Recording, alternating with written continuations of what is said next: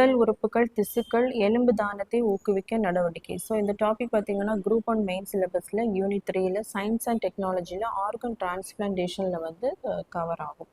So மனித உறுப்புகள் மற்றும் திசுக்கள் சட்டம் வந்து 1994ஆம் ஆண்டு வந்து கொண்டு வந்திருப்பாங்க. ஸோ அதன்படி எதற்காக இது கொண்டு வந்திருப்பாங்க அப்படின்னா, யாருடைய அந்த உறுப்புகளை வந்து தானமாக பெற்றுக்கொள்ளலாம், அதற்கான ஒரு சட்டம் தான் இந்த சட்டம். ஸோ மூளைச்சாவு அடைந்தோரின் அந்த உடல் உறுப்புகளை வந்து தானமாக பெற்றுக்கொள்ளலாம். ஸோ அது ஒரு சட்ட ஒரு உரிமையாக கொண்டு வந்திருப்பாங்க. அதே மாதிரி சாலை விபத்தில் சிக்கி உயிரிழப்போரின் அவர்களையும் கண்டறிந்து அதனுடைய ஒப்புதலின் பேரில் என்ன பண்ணலாம் அப்படின்னா உறுப்புகளை பெற்றுக்கொள்ளலாம் அப்படின்னு சொல்லக்கூடிய சட்டம் தான் இந்த 1994 கொண்டு வந்த இந்த மனித உறுப்புகள் மற்றும் திசுக்கள் சட்டம். ஸோ இதன்படி இல்லீகலா அந்த மனித உறுப்புகளை வந்து டிரான்ஸ்பிளான்ட் பண்ணக்கூடிய அந்த விதமானது தடுக்கப்படும். ஸோ அதற்காக தான் இந்த சட்டம். ஸோ 2023ஆம் ஆண்டுல வந்து 1.7 லட்சம் பேர் வந்து சாலை விபத்துகளால் உயிரிழந்துள்ளனர்.